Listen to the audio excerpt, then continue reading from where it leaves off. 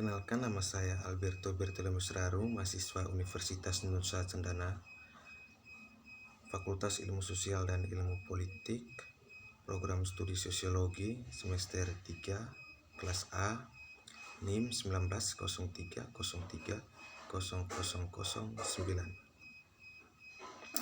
Saya akan menjelaskan hasil dari ujian tengah semester saya untuk mata kuliah Teori Sosiologi Modern.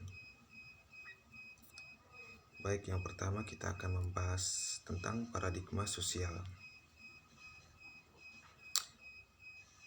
Definisi paradigma sosial.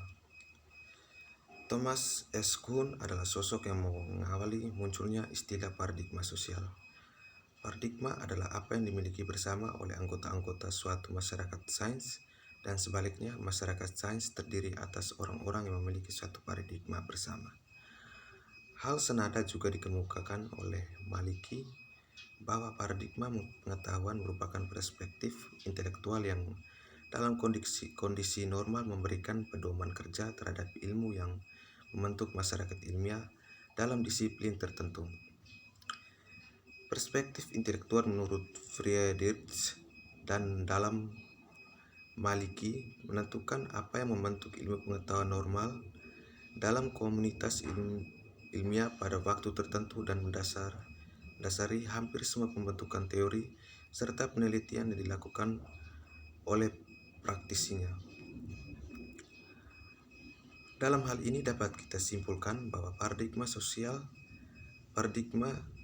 adalah suatu cara pendekatan yang digunakan dan diyakini oleh suatu kelompok tertentu dalam suatu perspektif intelektual untuk mendapatkan suatu kebenaran atau dalam membangun suatu teori.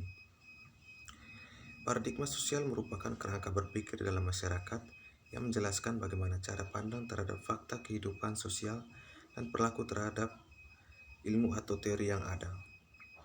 Paradigma ini juga menjelaskan bagaimana meneliti dan memahami suatu masalah serta kriteria pengujian sebagai landasan untuk menjawab masalah. Kita masuk ke kajian paradigma sosial. Dalam ilmu sosial atau sosiologi, Ritzer menyebutkan paling tidak terdapat 3 paradigma besar, yaitu paradigma fakta sosial, definisi sosial, dan paradigma perilaku sosial. Yang pertama, paradigma fakta sosial.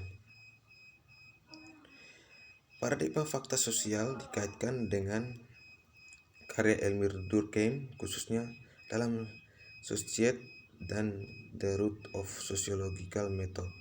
Dua buku ini menjelaskan konsep fakta sosial diterapkan dalam mempelajari kasus gejala bunuh diri. Konsep fakta sosial menurut Durkheim dipakai sebagai cara menghindari sosiologi dari pengaruh psikologi dan filsafat. Fakta sosial adalah suatu fakta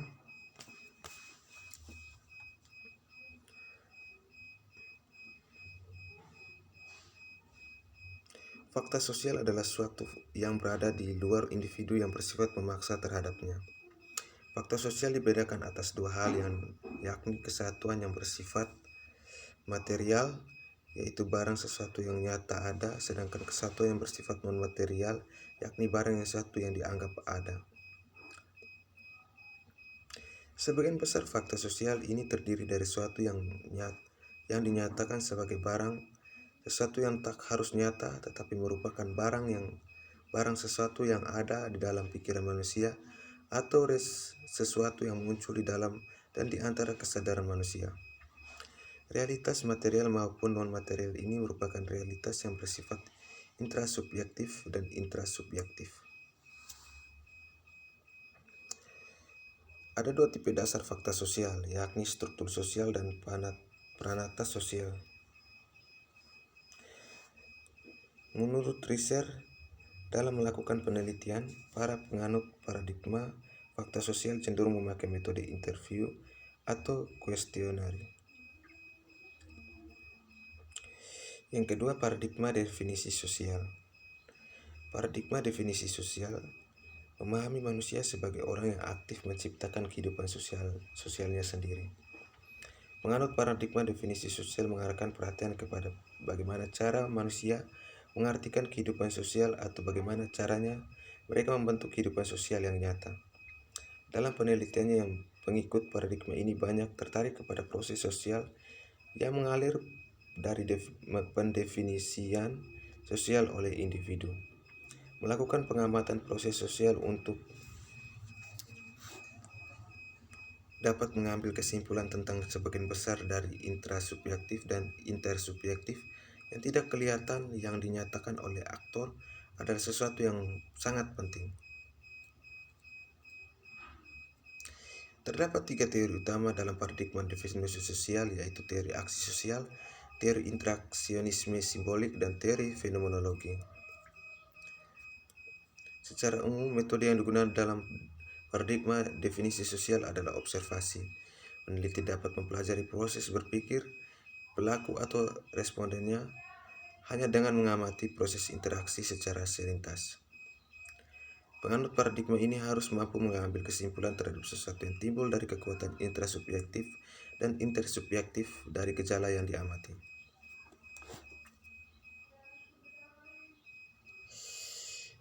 Yang ketiga, paradigma perilaku sosial.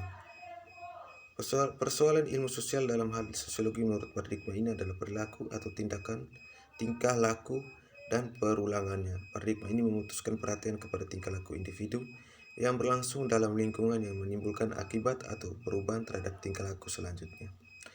Paradigma perilaku sosial secara tegas menentang ide paradigma definisi sosial tentang adanya suatu kebebasan berpikir atau proses mental yang menjembatani tingkah laku manusia dengan pengulangannya.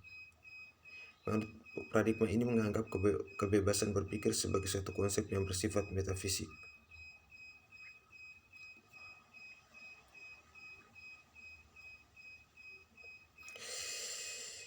Yang kedua, teori struktural fungsional menurut Merton dan Parson.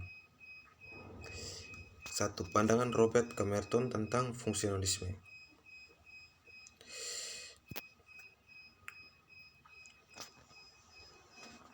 Dengan mengacu pada pemikiran Max Weber, William E. Thomas, dan Emil Durkheim, Robert K. Merton berupaya memusatkan perhatian pada struktur sosial. Merton menyoroti 3 asumsi atau postulat yang terdapat dalam teori fungsional. Ketiga postulat itu adalah sebagai berikut. Yang pertama,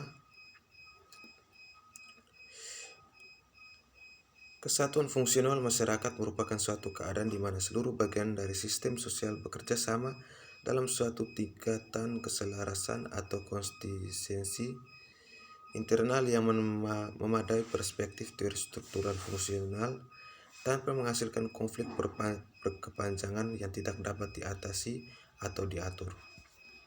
Yang kedua, postulat fungsionalisme universal. Postulat ini menganggap bahwa seluruh bentuk sosial dan kebudayaan yang sudah baku memiliki fungsi-fungsi positif. Yang ketiga, postulat indispensability, bahwa dalam setiap tipe peradaban, setiap kebiasaan, ide, objek material, dan kepercayaan memenuhi beberapa fungsi penting, memiliki sejumlah tugas yang harus dijalankan, dan merupakan bagian penting yang tidak dapat dipisahkan dalam kegiatan sistem sebagai keseluruhan. Yang kedua, pandangan Talcott Person tentang fungsionalisme. Di dalam menyajikan perkembangan intelektual, Parsons membuat kerangka 3 tahap terdiri dari tahap-tahap perkembangannya atas teori voluntaristik dari tindakan sosial. Hal ini ia kembangkan dalam bukunya Pembebasan dari kekekangan teori tindakan sosial yang mengarah struktur fungsional ke dalam perkembangan satu teori tindakan yang lebih umum yang berisikan konsep-konsep sistem dan kebutuhan-kebutuhan sistem yang sangat penting. Pada awalnya, Parsons mengkritik paham utilitarianisme yang berpendapat bahwa individu sebagai aktor yang atau mistik cenderung berlaku sosial dan memunculkan ide-ide konstruksionisme dalam integrasi sosial. Paracelsus lebih banyak mengkaji perilaku individu dalam organisasi, sistem sosial, hingga melahirkan teori tindakan sosial atau social action.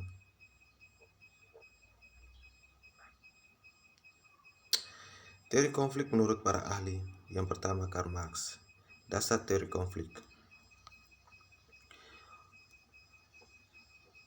Marx melihat konflik sosial terjadi di antara kelompok yang kelas daripada di antara individu. Hakikat konflik antar kelas tergantung pada sumber pendapat mereka. Marx menegaskan fungsi negara tidak lebih dari penjagaan kepentingan kelas ekonomi yang berkuasa dengan cara kekerasan. Sebuah fenomena yang dilukiskan Marx sebagai kesadaran palsu karena semua kelas secara keliru, yakni akan objektivitas dan universal peraturan-peraturan dan cita-cita yang sebenarnya hanya ungkapan kepentingan kelas.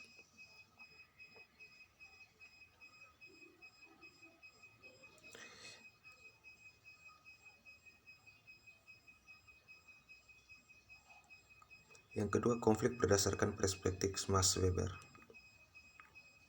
Max Weber mengistilahkan konflik sebagai suatu sistem otoritas atau sistem kekuasaan. Perbedaan antara otoritas dan kekuasaan yaitu sebagai berikut.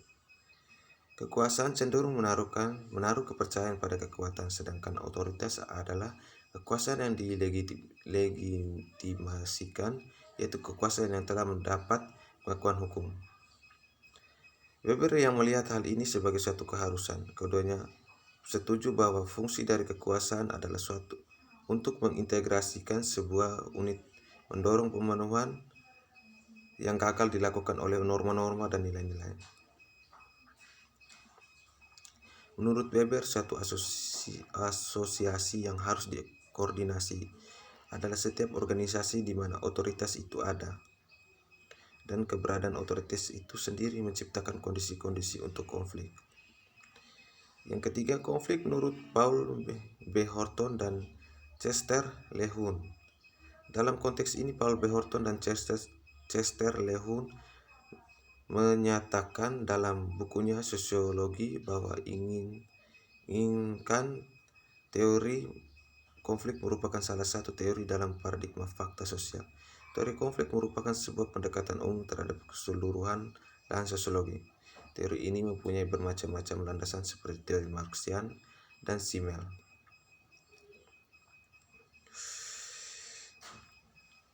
Kita masuk yang ketiga, yaitu teori pertukaran.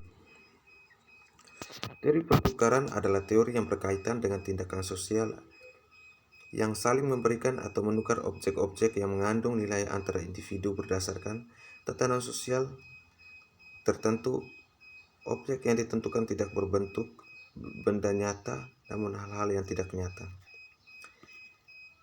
Yang pertama, teori pertukaran perilaku dari George Jasper Homans.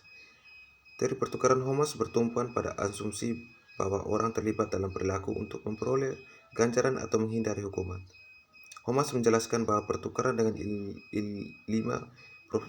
proposisi, yaitu proposisi sukses, stimulus, nilai, deprivasi, statiasi, dan restu agresi. Homans menyatakan teori pertukaran dapat dipakai untuk menjelaskan perilaku manusia di tingkat institusional dan subinstitusional. Tetapi teori ini pada dasarnya bersifat subinstitusional dan lebih beruang lingkup mikro. Yang kedua, teori pertukaran sosial dari Peter Michael Blau. Untuk menjelaskan teori pertukaran, Blau menerima prinsip pertukaran sosial dari B.F. Skinner dan George C. Homans. Bagi Blau, fenomena daya tarik individu akan ganjaran sosial merupakan sesuatu yang bersifat given dan merupakan asal-usul struktur sosial. Perhatian utama teori Blau ditujukan pada perubahan dalam proses-proses sosial yang bergerak dari struktur sosial yang sederhana menuju struktur sosial yang lebih kompleks. Yang kelima, teori interaksionisme simbolik. Teori interaksionisme simbolik dianggap sebagai penentang baru dari studi-studi sosial sehingga ada yang meragukan keabsahannya sebagai pisau analisis. Kekhasan interaksionisme simbolik adalah manusia yang saling menerjemahkan dan saling mendefinisikan tindakannya melalui simbol-simbol yang muncul. Yang pertama, interaksionisme simbolik menurut Herbert Mead. Menurut Mead, perlu dipahami tentang diri sebagai subjek I dan subjek me. Diri adalah subjek dari fenomena yang pengalaman sendiri, yaitu persepsi, emosi, dan pikiran.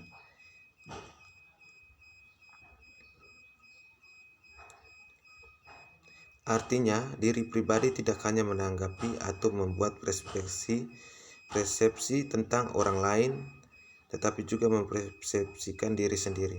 Yang kedua, The Looking Glass Self, teori Charles Horton Cole. Konsep The Looking Glass Self ini memberikan gambaran bahwa konsep diri terbentuk dari bayangan kembar yang berasal dari hubungan sosial. Kesan diri individu dalam seseorang berkembang dan terinvestasikan melalui interaksi manusia. Dengan demikian, siapa Anda dan bagaimana Anda berpikir tentang diri sendiri erat kaitannya dalam interaksi. Yang ketiga, interaksionisme simbolik menurut Herbert Blumer. Herbert Blumer mencoba merekonstruksi kajian interaksionisme simbolik yang telah dirintis oleh gurunya sendiri, yaitu George Herbert Mead. Mead kemudian menyusun sebuah buku yang berjudul Symbolic Interaksionisme. Interaksionisme simbolik berpandang bahwa simbolik tindakan manusia didasarkan pada apa pada dirinya. Makna tersebut berasal dari proses interpretasi seorang terhadap objek di luar dirinya ketika interaksi sosial sedang berlangsung. Yang terakhir yaitu teori dramaturgi dari Erving Goffman. Dalam bukunya yang berjudul The Presentation of Self in Everyday Life, diterbitkan tahun 1959, menjelaskan proses dan makna dalam interaksi. Goffman menganalogikan dunia sosial seperti panggung sandiwara, di mana individu-individu menjadi aktor yang memegang peran dalam hubungan sosial sebagai representasi yang tunduk pada aturan yang baku. Asumsi dasar teori Goffman adalah bahwa peran yang ditampilkan atau yang diharapkan dalam interaksi antar diri sang aktor mengandung simbol tertentu yang digunakan sebagai standar dari perilaku bersama. Baik, sekian dari hasil ujian tengah semester saya untuk mata kuliah teori sosiologi modern. Terima kasih.